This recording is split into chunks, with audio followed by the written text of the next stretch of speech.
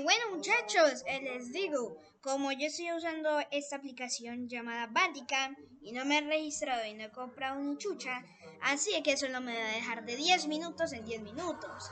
Así que muchachos, espero que no se enojen por utilizar esto, pero sigamos. Había una parte donde que Redman se moría.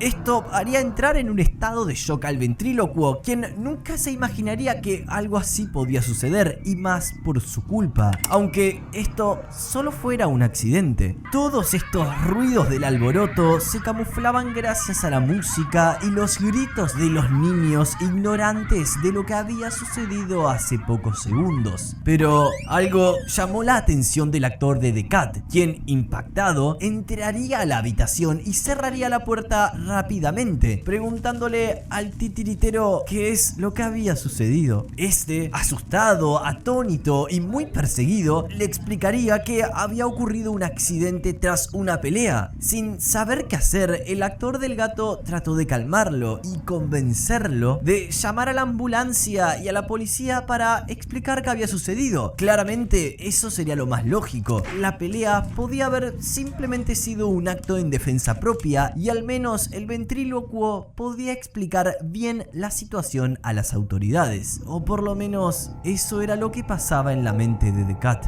Todo esto, en lugar de tranquilizarlo, solo lo hizo entrar aún más en pánico. Ahora, totalmente inconsciente de sus acciones y aterrado, Lo mató. vería como en ese mismo instante, en el instante que el actor de The Cat marcó el número de la policía para decirle la verdad, el titiritero, en un momento de total oscuridad, ataca y mata a su compañero para de esta forma evitar que le dijera a la policía que era el culpable de un supuesto homicidio, y no conforme con esto, llamó a la policía declarando una falsa explicación de los hechos. Tomaría su diploma, sus documentos y dejaría la escena del crimen. Así, en menos de unos pocos segundos, el actor se había convertido en prófugo, ignorando completamente que absolutamente todo lo que había pasado, Mary lo había visto. Y hablando de ella, Mary logró escapar del casillero tiempo después, siendo encontrada por un policía y llevada a los brazos de su padre, quien la estaba esperando afuera del teatro, lugar que después de todo lo sucedido terminó clausurado.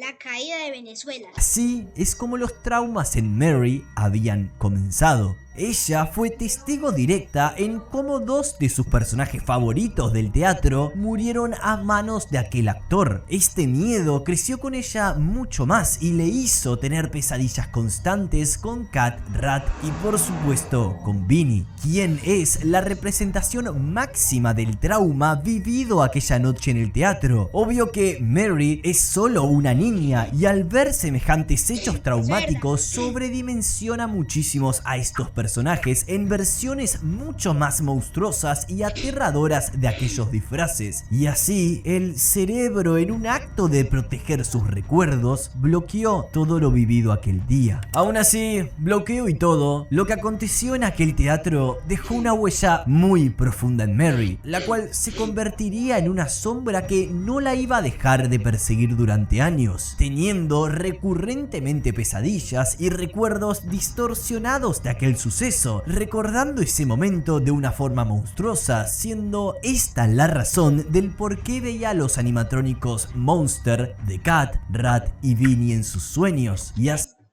¡Qué copia! ¡Qué copia! ¡Mucha copia! ¡Qué copiazo! ¡Qué copia! ¡Qué recopia tremenda! ¡Mucha copia! Lo juro.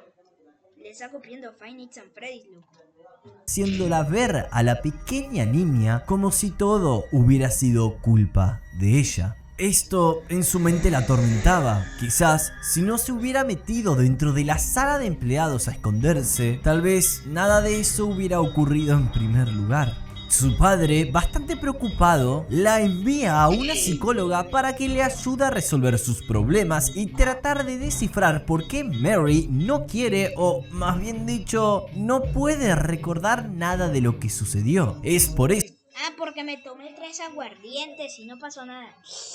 Esto que en el tercer juego vemos algunas secuencias en los sueños de la niña y una voz que nos habla seguido para guiarnos. Esa voz no es nada más ni nada menos que la psicóloga, quien trata de ayudar a la pequeña a entender qué era lo que le sucedía en su inconsciente en un intento de recuperar lo que estaba oculto en sus memorias. Así es que en una de las tantas sesiones, la psicóloga le dice que use algo en las noches que le dé tranquilidad. Por eso Mary decide utilizar la grabadora con la cinta de música que le colocaba su madre cada noche, para de esa manera poder aliviar las pesadillas. Pero hey, la historia siempre tiene dos lados, y la del otro lado era la del titiritero, quien parecía irle muy bien, porque además de salirse con la suya, a este le estallaría algo de fama después de los eventos acontecidos en el teatro, lanzando inclusive una película en la cual se conocería como El Psicópata, algo que quizás guarda relación con la personalidad fría y las acciones que este tomó para con su carrera. Pasan los meses y nos encontramos en 1962.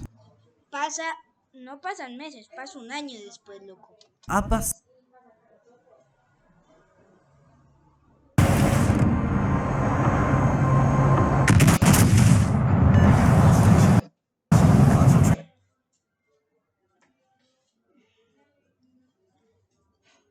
pasado un año desde lo ocurrido en el teatro de Rat y Cat. El padre de Mary logra ver una oportunidad para recuperar su negocio del teatro, el cual había estado cerrado ya desde hace mucho tiempo. Y además, el caso criminal se decidió cerrar al no encontrarse al culpable de los homicidios luego de tantos días. Así, el dueño del teatro se aliaría con una empresa de tecnología que había sido comprada por un tal Robotics Corp, la cual a través de su fábrica diseñaría versiones animatrónicas de Rat y Cat usando literalmente los mismos disfraces que se habían utilizado en el teatro. Y espero que al menos se hayan dignado a sacar los dos cuerpos que estaban dentro. Digo, porque a esta altura no me sorprendería nada. Lo que el padre de Mary no sabía es que los trajes habían quedado corrompidos por las almas de los trabajadores, ya que si bien estos tenían una cierta parte de culpa al atacar sobre todo Rat al titiritero, era completamente injusto que sus vidas acabaran de esa manera y más que su asesino se saliera con la suya. Todo este cúmulo de cosas solo ocasionó que sus corrompidas almas poseyeran a los animatrónicos que estarían reemplazando los puestos que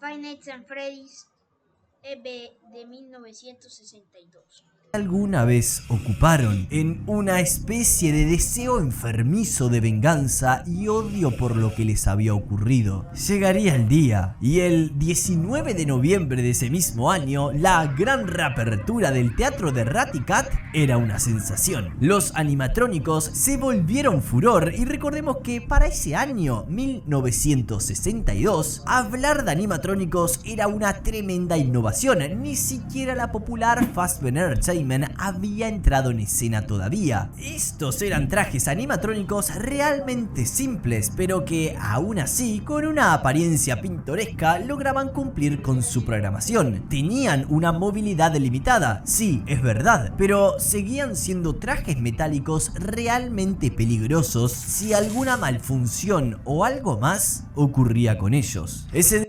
día Mary fue junto con su hermanito a la reinauguración del teatro de su padre. Esta vez desde antes ya estaba aterrada y llorando porque todo, absolutamente todo, le recordaba a ese evento traumático. Pero al otro lado, su hermanito estaba bastante contento. Miren esa cara de felicidad que tenía el chico. El tema es que, verán, el niño se fue acercando cada vez más al escenario. No te acerques, brother. No te acerques. donde estarían los animatrónicos, quizás demasiado cerca de Rat, estando solo a unos pocos centímetros del robot poseído, el cual, sin que nadie pudiera percatarse de lo que sucedía, lenta pero peligrosamente se fue aproximando al pequeño Smith sin saber que de pronto este atacaría golpeando de manera brusca y rápida al hermanito de Mary, algo que por lógica solo terminó